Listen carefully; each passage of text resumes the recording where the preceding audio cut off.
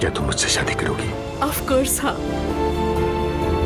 कल रात उमर ने मुझे शादी के लिए प्रपोज किया था। क्या? अस्सलाम वालेकुम। वालेकुम अस्सलाम। ये लीजिए आपके लिए। खुशखबरी सुनकर दिल खुश हो गया, बहुत मुबारक हो। Thank you so much Mehte.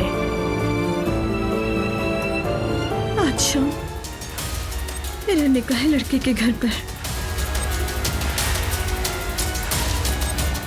देखें, हम अपनी बेटी की दुल्हन लेने आ गए। खुश आमदीद। दरवाजा लॉक है तो खोल कर देखिए।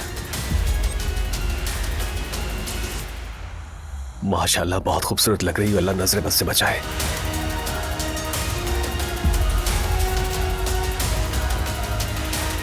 Hello everyone, good evening. Good evening.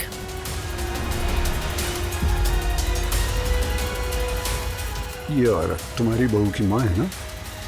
हाथ में हाथ डालकर आना जरूरी था।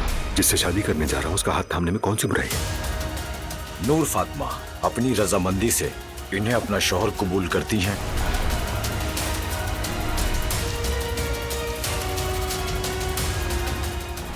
मुझे हाथ मत लगाना।